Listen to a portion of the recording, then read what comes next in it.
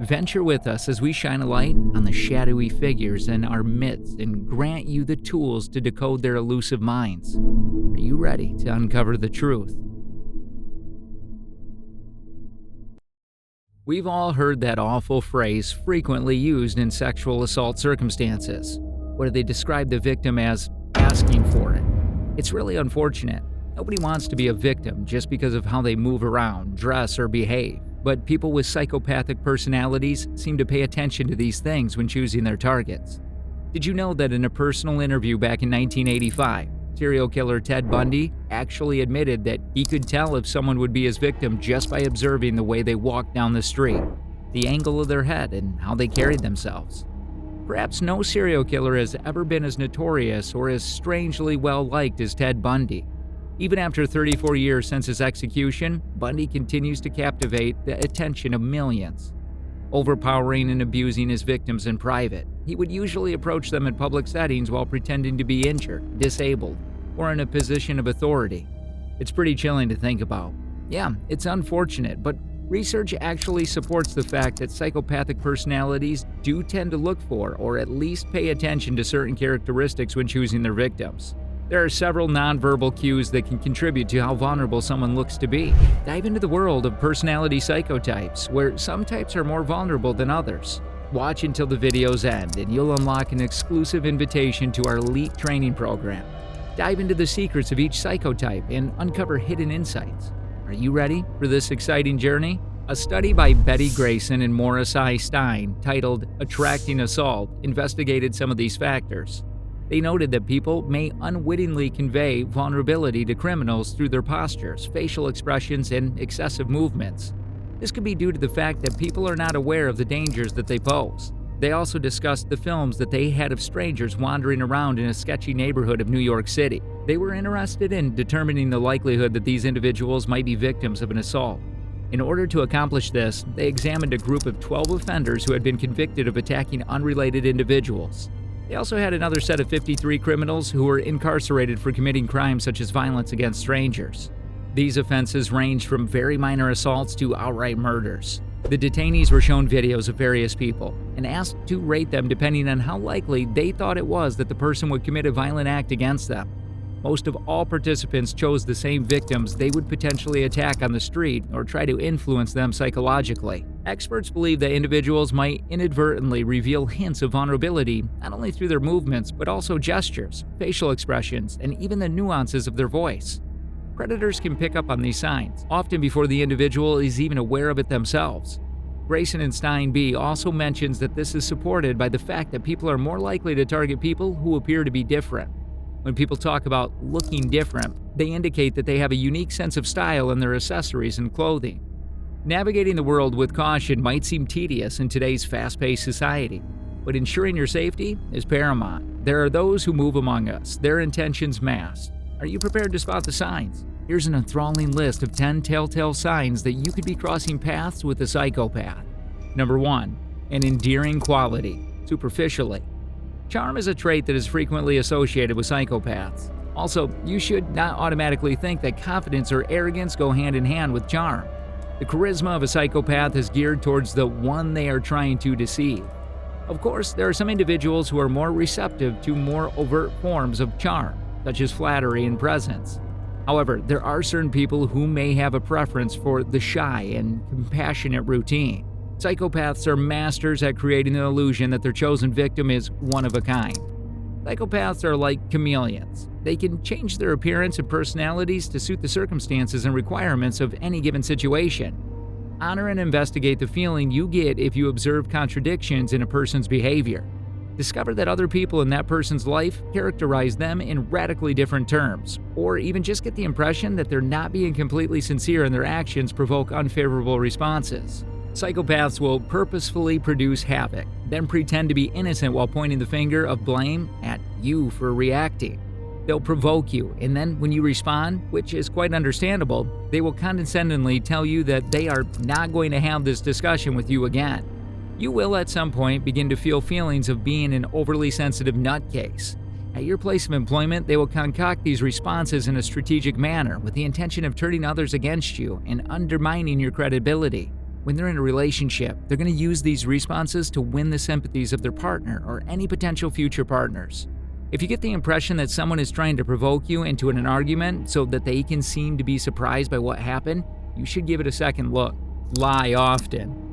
Psychopaths are compulsive liars, even when the truth would make a more interesting story or when there is no reason for them to lie in the first place.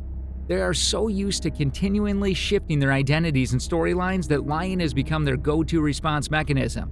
They have become accustomed to constantly altering their storylines.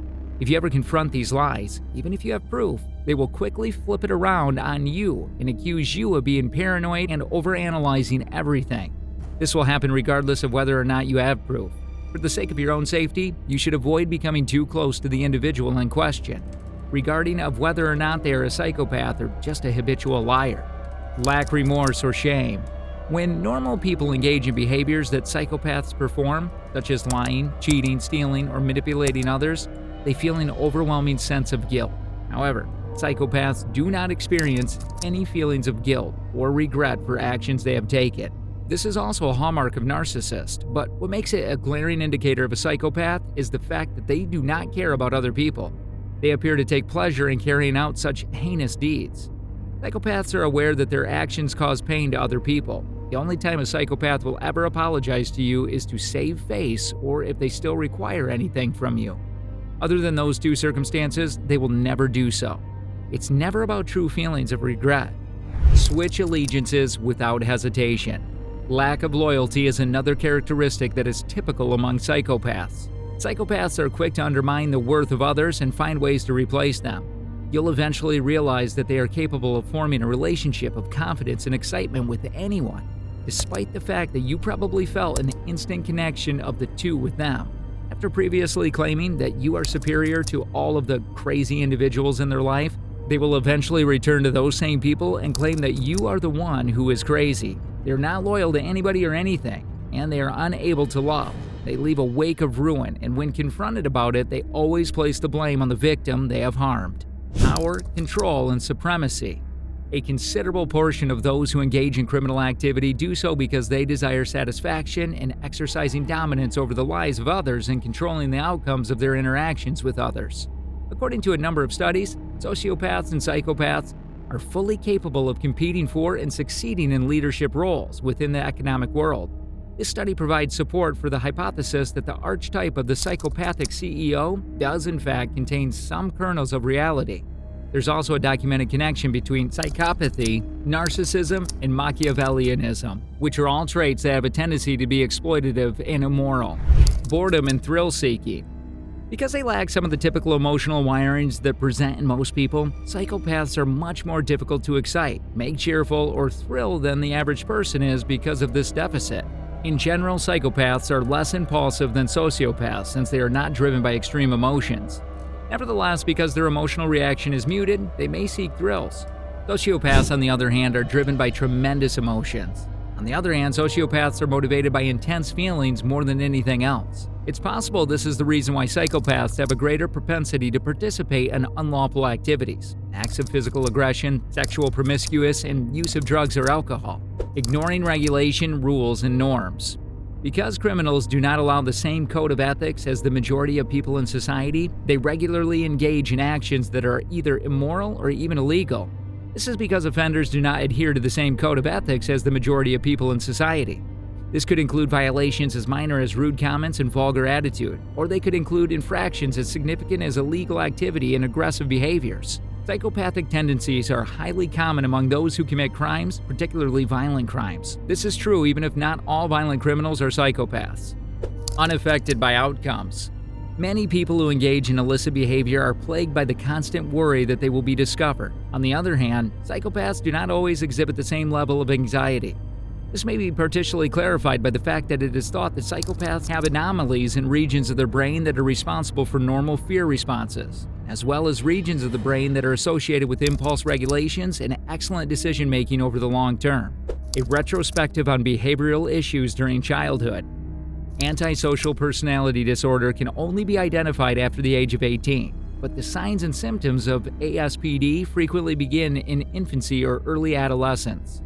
Antisocial personality disorder can be diagnosed after the age of 18. The majority of psychopaths exhibit indicators of conduct problems before the age of 15, and the most severe psychopaths may be able to trace their behavioral issues back to when they were as young as 10 years old.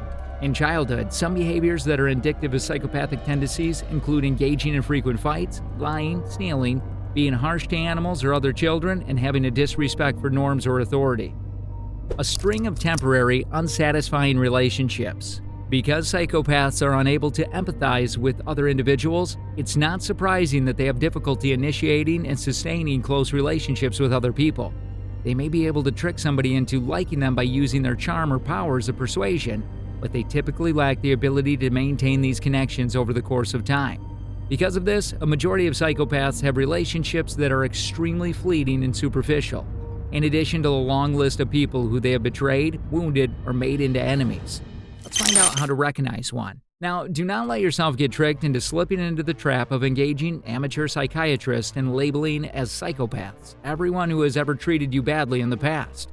In spite of this, the research indicates that this is one of those situations in which it may be appropriate to trust your intuition. According to several studies, the mere use of the word psychopath can make certain individuals feel uneasy. Why?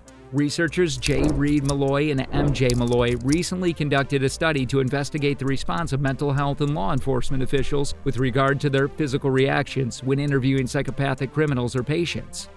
The research was published in a recent paper.